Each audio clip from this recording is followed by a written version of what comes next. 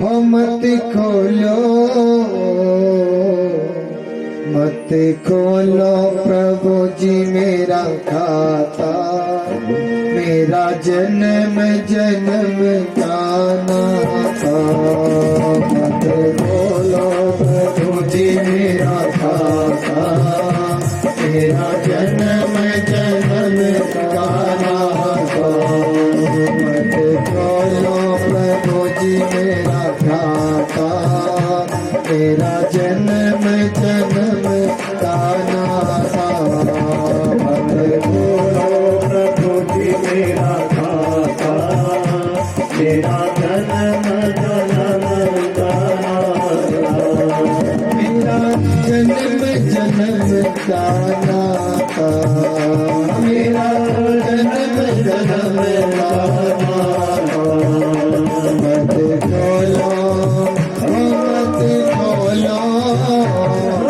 खोलो प्रभु जी मेरा खाता, तेरा जन्म जन्म का नाता। मत खोलो प्रभु जी मेरा खाता, तेरा जन्म जन्म का नाता।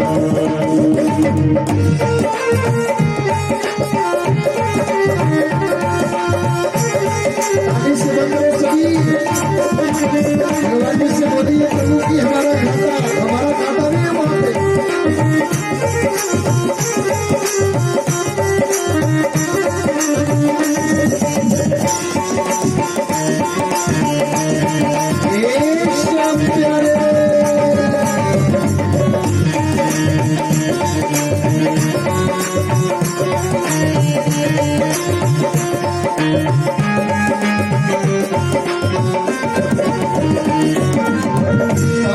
जन्म मैंने पाप न कियो, कौन जन्म मैंने पाप न कियो। कौन जन्म तूने क्षमा न दियो, कौन जन्म तूने क्षमा न दियो। मैं हूँ दीन, मैं हूँ दीन, तो मेरा मेरा जन्म जन्म का नाता। दीन तो मेरा दाता, मेरा जन्म जन्म का नाता। मेरा जन्म जन्म का नाता, मेरा जन्म जन्म का नाता। मत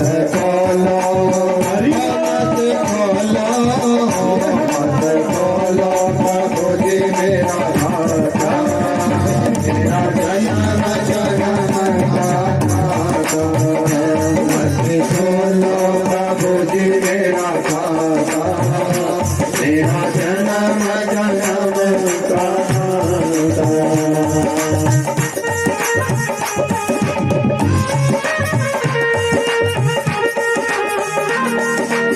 ताली से बात करिए बड़े भाव से।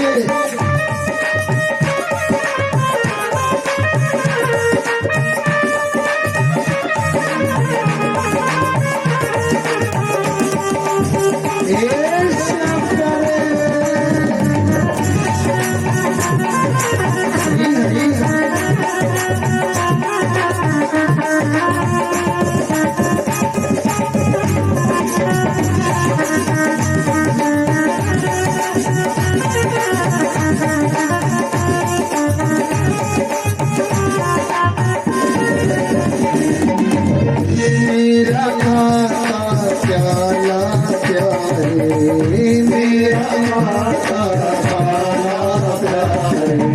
विषयों से भर डाला प्यारे, विषयों से भर डाला प्यारे। मैं तो निस दिन, मैं तो निस दिन, मैं तो निस दिन पाप कमाता। मेरा जन्म जन्म का नाता, मैं तो निस दिन पाप कमाता। मेरा जन्म जन्म का नाता। मत खोलो प्रभु जी मेरा दाता, मेरा जन्म जन्म का मेरा जन्म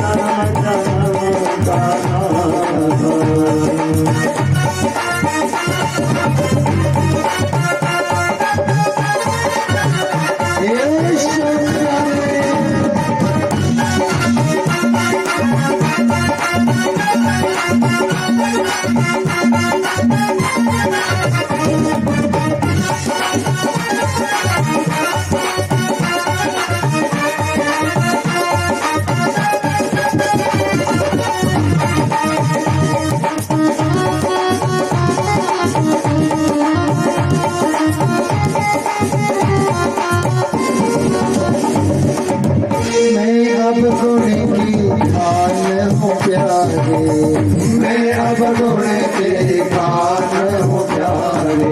सभी बोलिए भगवान इससे कि प्रभु मेरे में बहुत अवगुण भरे पड़े हैं, लेकिन तुम फिर भी मेरे हो। मैं अब घोड़े की कान हूँ प्यारे, मैं अब घोड़े के कान हूँ प्यारे, मैं अब घोड़े की कान हूँ प्यारे, मैं अब घोड़े के कान हूँ प्यारे, मैं मोरक अनजान हूँ प्यारे, मैं मोरक अनजान हूँ प्यारे। प्रभु तुम्हें मेरे, प्रभु तुम्हें मेरे, प्रभु तुम्हें मेरे भाग्य विधाता, जन्म जन्म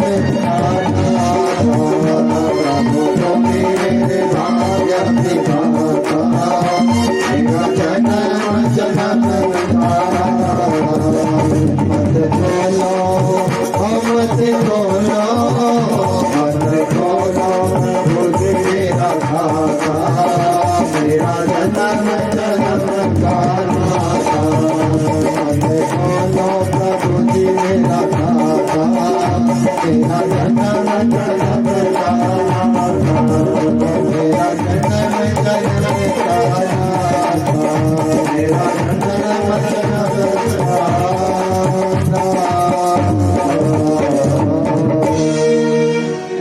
बोलिए द्वारिका महाराज उतानपाद, उनके दो पत्नियां, दो रानियां, राजा उतानपाद। दो रानियां, एक रानी, बड़ी रानी का नाम है सुनीति और छोटी का नाम है सुरुचि। सुनीति का मतलब क्या हुआ जी? सुनीति का मतलब हुआ जो अच्छी नीति वाले हैं, उदार हृदय वाले हैं, जो अपने पति के लिए अच्छी पत्नी, पिता के लिए अच्छी पुत्री, पुत्र के लिए अच्छी माँ, ऐसी सुनीति है। सुरुचि, सुरुचि का मतलब हुआ जो अपनी रुचि को अच्छा बताती है, जो अपने आप को केवल अच्छा बताती है। वो क्या है? वो ऊंचे स्वभाव की महिला है, निकृष्ट बुद्धि, ऊंचे स्वभाव की महिला है।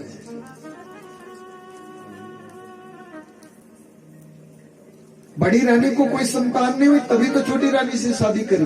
बड़ी रानी ने ही करवाई, ध्यान देना। जब घर में आई छोटी रानी, महाराज से कहने लगी, राजा उतानपाद से, एक म्यान में दो तलवार नहीं रह सकती महाराज, बड़ी को बाहर निकालो। बड़ी रानी दासी का जीवन जीने लगी, कुटिया में रहने लगी। छोटी रानी को पुत्र हुआ, बड़ी रानी को भी पुत्र हो गया। छोटी के पुत्र हुआ, छोटी के पुत्र का नाम है उत्तम और बड़ी के पुत्र सुनीति के पुत्र का नाम है ध्रुव। क्या नाम है? ध्रुव। एक दिन की बात है कि बालक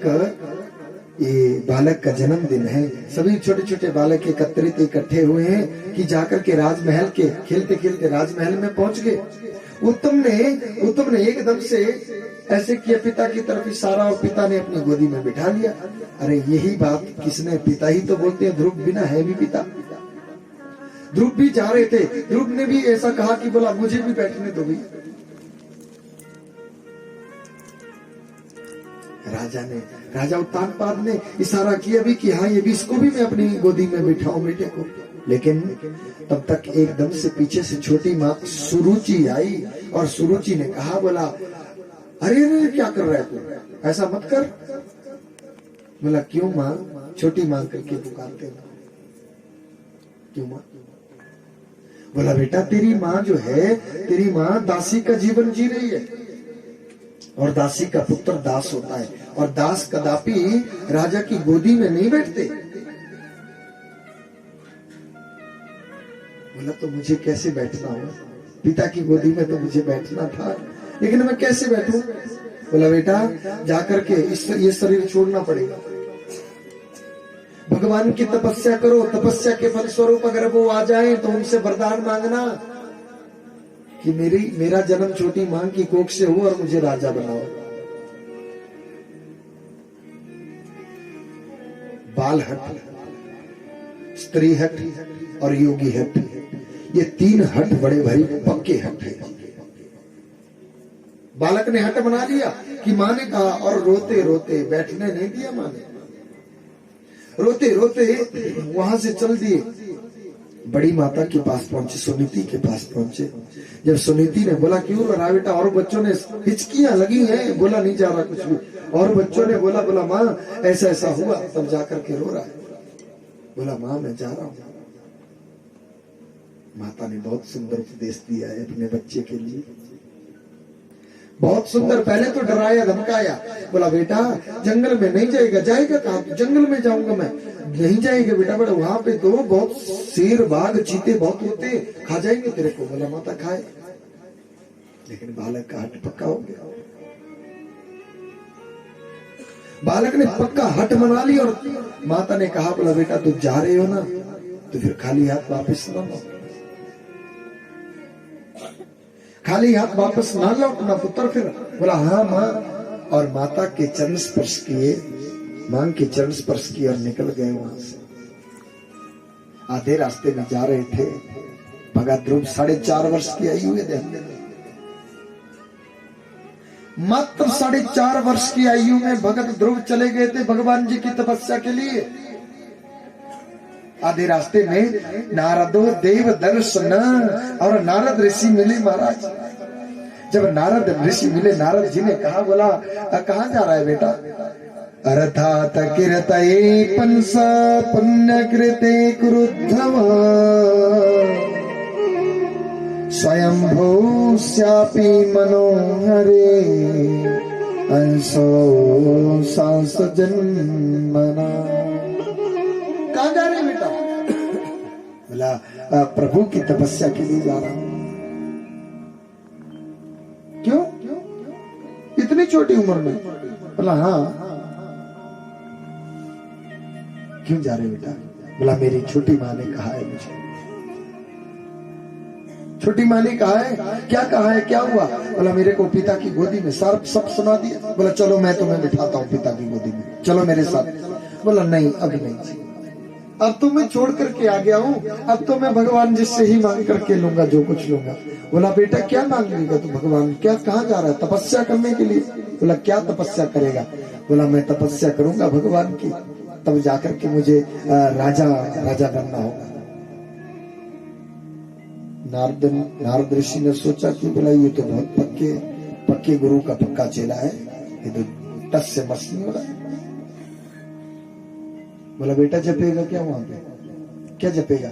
बोला जपूंगा, बोलूंगा भगवान को कि भगवान आओ मुझे राजा बनाओ और मुझे राजा बनना। बोला ऐसे आने से रहे, ऐसे नहीं आते भगवान, तो कैसे आएंगे? बोला बेटा वहां पे मंत्र जाप करना पड़ेगा तभी आएंगे भगवान। अच्छा मंत्र जाप करना पड़ेगा, तो मंत्र तो मुझे आता नहीं, आपको आता है? बोला हाँ आता है। बोला तो बताओ मुझे। मैं बोला ऐसे नहीं बताया जाता मंत्र, गुरु बनाने पड़ते हैं।